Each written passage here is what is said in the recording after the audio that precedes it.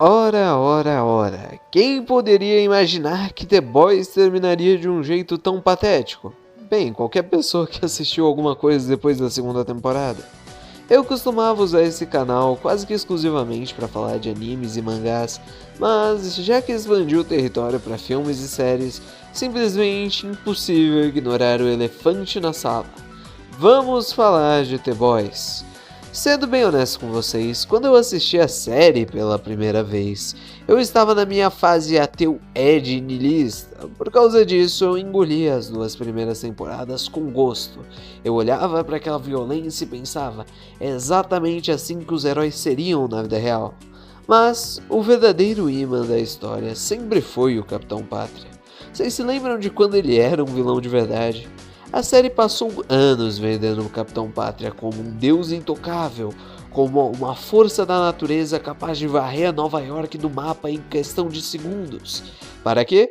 Para no final nos entregar um sujeito patético que não consegue simplesmente se esquivar de personagens que não deveriam ter a mesma velocidade que ele, e claro, ele aparentemente não é capaz de partir a Kimiko em dois com o seu laser. Ai.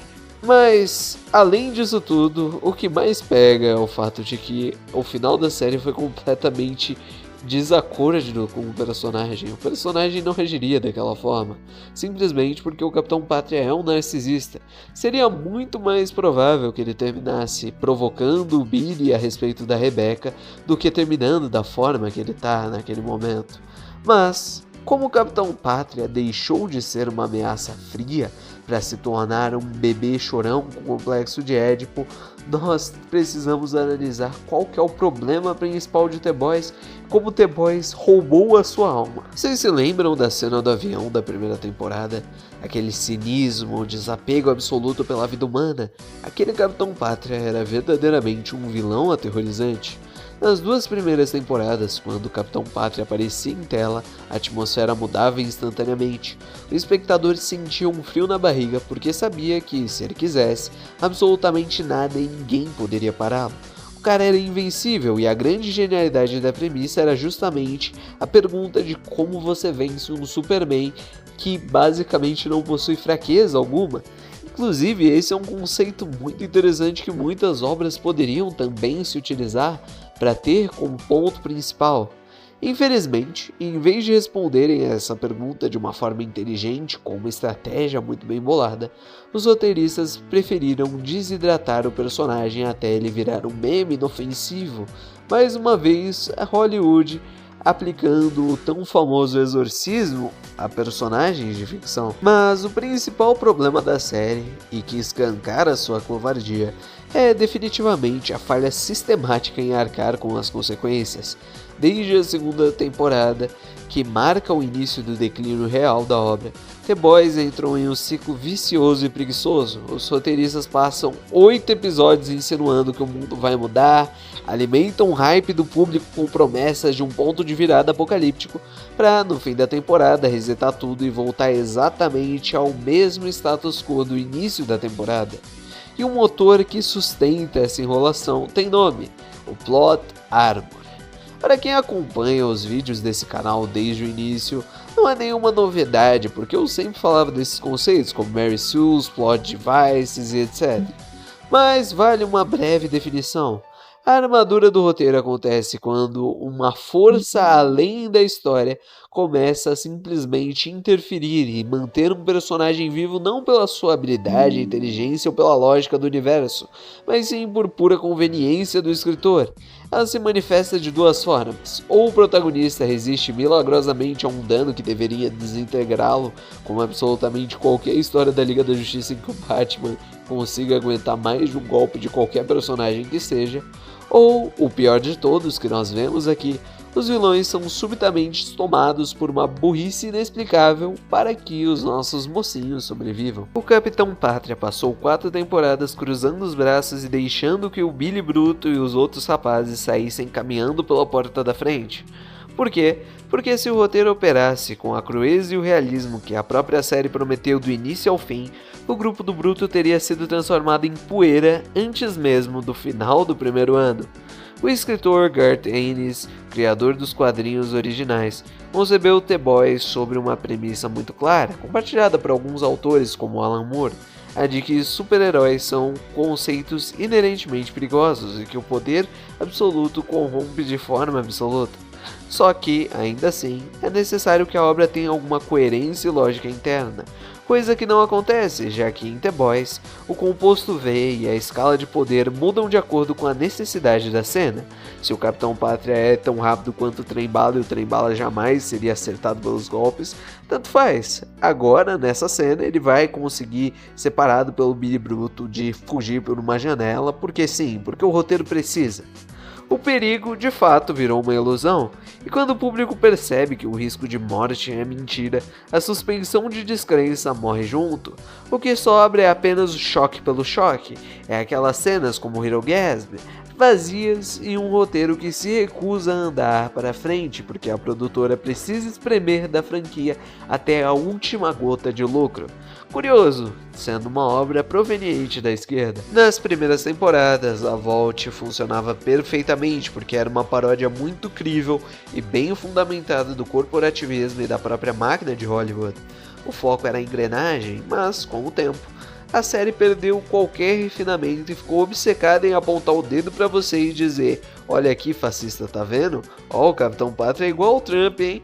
E o Capitão Pátria deixou de ser a desconstrução de um arquétipo para virar uma cópia literal, caricata e sem nuances do Donald Trump, ou pelo menos o que eles imaginam ser o Donald Trump, enfiada em tramas escancaradamente baseadas na invasão do Capitólio ou nos eventos do 8 de janeiro aqui no Brasil. E é a partir daqui que nós entendemos o porquê de o Capitão Pátria jamais poder ter um final digno ou uma conclusão artisticamente satisfatória. Essa série deixou de ser entretenimento para se tornar uma espécie de ritual de exorcismo ideológico. Ela virou a fantasia alucinada e vingativa de como o autor, Eric Kripke, um democrata, enxerga e projeta os seus inimigos políticos. Não importava se a narrativa fazia sentido ou se simplesmente faz alguma coerência o Capitão Pátria ter dificuldade com algum desses dois. Não importa. A única regra e o objetivo final é usar a tela para desumanizar e humilhar publicamente o boneco de Judas que eles criaram em laboratório. A função da série mudou definitivamente de qualquer tentativa de entretenimento para uma engenharia social pura, e a intenção é claramente empurrar a janela de Overton do debate político, manipulando as massas para que qualquer pensamento dissidente, qualquer questionamento ao sistema ou defesa de valores tradicionais seja imediatamente rotulado como extrema-direita ou caricatura conspiracionista, papel que eles colocaram nas mãos de personagens como a Espoleta e a Sábia. Mas a realidade tem um senso de ironia fantástico. É profundamente cômico olhar para trás, agora em 2026, lembrando como a quarta temporada tentava ridicularizar qualquer teoria sobre elites perversas e intocáveis e ver o estrago que o vazamento massivo dos arquivos do caso Epstein causou no último ano. Pelo visto, aquelas teorias da conspiração não eram tão teorias da conspiração assim, não é? A realidade atropelou o panfleto do Eric Kripke. Mas, ainda assim, Hollywood aprendeu a dominar a fórmula do anti-entretenimento. Eles descobriram que não precisam mais entregar um produto de alta qualidade técnica ou narrativa. Basta criar algo ideologicamente intragável, mas polêmico o suficiente para ativar o puro masoquismo do hype. As pessoas assistem pelo ódio, assistem para reclamar e assistem para fazer o próximo meme. O resultado desse fenômeno bizarro: as piores temporadas da série, as mais destruídas pela crítica do público, foram justamente as que mais bateram recordes de audiência. Você consome esgoto quase que por obrigação social e a máquina fatura com o seu masoquismo. Mas o principal responsável é especialmente a dos canais que se dizem conservadores ou de direita, porque esses criadores continuaram alimentando a engrenagem do hype de The Boys pelo puro vício do hype pelo hype. É a mesma postura covarde que vimos recentemente quando muitos passaram pano e defenderam aquele filme horroroso do Superman 2025, só para não ficarem de fora da onda do momento. Isso se não receberam de fato o dinheiro da Warner, não é? Vamos ser bem honestos. Admitir que você está hypado por uma produção não é motivo de orgulho, é um atestado de perda de credibilidade. Quando você diz isso, está confessando publicamente que o seu julgamento crítico está nublado pelas suas próprias conjecturas mentais. É de uma estupidez sem tamanho tentar analisar a qualidade de uma obra quando você mesmo reconhece que não é imparcial e que está cegado por ideias falsas que você pré-fabricou na sua mente. E para piorar, o hype é um vírus que contamina a experiência alheia. Você projeta e exagera qualidades que não existem, enquanto ignora de forma deliberada os defeitos mais óbvios da produção. O público que ainda não assistiu compra essa narrativa, cria expectativas gigantescas e quando se depara com a realidade, que geralmente é uma obra completamente mediana ou medíocre, quebra a cara. A decepção é tão grande que as pessoas passam a hiperbolizar os defeitos e terminam profundamente irritadas com os influenciadores que as manipularam. E isso, claro, se você não tiver um público conformista, que a maioria desses canais nerdolas tem, não é mesmo? O hype é a fábrica que cria fanboys e haters. É um ciclo tóxico de supervalorização e frustração. Pode acontecer inclusive com as mesmíssimas pessoas que estavam panfletando a série no início. Essas expectativas infladas sequer deveriam existir, até porque precisamos encarar a realidade com os pés no chão. Nenhum autor na história da humanidade vai produzir apenas obras-primas o tempo todo. Portanto, essa cultura do hype é uma merda. Sentir empolgação pela antecipação de algo é totalmente natural e humano. É razoável ter expectativas positivas sobre o próximo trabalho de um diretor ou roteirista em quem você confia. O problema é transformar isso em uma espécie de dogma e ignorar os pontos negativos que claramente estão visíveis ao público. O correto sempre será você se emergir e não consumir a arte, com as expectativas reais, mantendo a sobriedade de que qualquer obra pode sim fracassar. Precisamos abandonar urgentemente essa mentalidade estúpida de que o hype é algo que deve ser promovido e espalhado, quando no fim das contas ele destrói a nossa capacidade crítica e faz muito mais mal do que bem. Os criadores de The Boys decifraram isso com uma precisão cirúrgica, o fenômeno do anti-herói incorreto. O Capitão Pátria foi friamente moldado em laboratório para se transformar em uma fábrica de memes e reações pela internet. A armadilha funciona de forma brilhante quando o público dito nerdola ou conservador adota a estética do personagem, compartilha seus vídeos com músicas imponentes de fundo ou acha ele maneiro ou paced apenas porque ele é violento e confronta o sistema, cai exatamente na armadilha que foi armada. Ao fazer isso, esse público assume a carapuça dessa caricatura. Eles se tornam voluntariamente o monstro perfeito que a esquerda precisa para justificar a sua narrativa de desumanização. É como dizer para o mundo: olhem aí, vejam do que esse tipo de pessoa realmente gosta, veja quem é o herói deles. E é por isso que o final de The Boys foi desenhado especificamente como um ato de humilhação pública desse símbolo. Desejo patético, desonroso e covarde do Capitão Pátria não foi um erro de percurso dos roteiristas, foi o fechamento da armadilha. A intenção nunca foi dar a ele uma morte digna de um grande vilão de quadrinhos, mas sim estralhaçar o ícone que o próprio público de direita ajudou a inflar. No fim, ao destruírem o Capitão Pátria daquela forma tão humilhante, os criadores da série estavam por tabela cuspindo e rindo na cara de cada espectador que passou anos dando audiência e engajamento para o show. Não adianta absolutamente nada os canais de direita passarem horas e horas fazendo vídeos longas, revoltados e dissecando cada detalhe por detalhe da hipocrisia da esquerda na série, porque no fim do dia eles continuam entregando exatamente o que o sistema quer: views, engajamento do algoritmo, relevância e dinheiro para a engrenagem corporativa. É uma indignação teatral que gera lucro para o inimigo. Esse apego infantil e doentio ao entretenimento raso, à violência gráfica e ao choque visual é o que abre e arreganha as defesas do público. As pessoas justificam dizendo: eu sei que a mensagem é ruim, mas eu só assisto pelas piadas e pelo gore. Parabéns, Você acabou de ser simplesmente sodomizado pelo sistema cultural. Se você enche a boca para dizer que entende de guerra cultural, se você realmente acredita que a cultura pop virou um campo de batalha ideológico, responda com sinceridade. Por que você continua comprando ingresso, assinando o streaming e dando munição de graça para o canhão que está apontado diretamente para sua cara? Essa passividade reativa não é estratégia, é cumplicidade disfarçada de crítica cultural. Enquanto a direita continuar consumindo o esgoto para ter o que reclamar no dia seguinte, Hollywood continuará faturando alto enquanto molda o imaginário popular contra tudo o que você defende. E claro, você pode dizer que quem lacra não lucra, mas isso é mentira. Os filmes que de fato não dão retorno são porque eles são necessariamente escolhidos para não dar retorno. Quando a Warner quis fazer que Barbie desse certo, eles fizeram dar certo e ponto. E o pior de tudo é que do ponto de vista narrativo, literalmente não era muito difícil você fazer um final melhor do que esse. Só de cabeça, enquanto eu escrevi o roteiro desse vídeo, eu pensei em 3 caminhos infinitamente melhores e mais dignos para a história.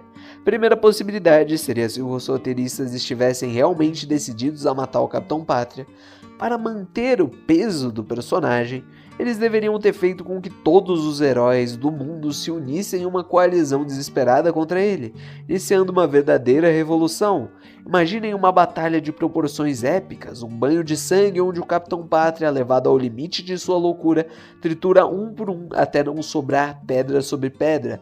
No final, em meio a um cenário apocalíptico, uma Nova York devastada, e aos cadáveres de todos os supers da Terra, restariam apenas ele e Billy Bruto para um acerto de contas definitivos.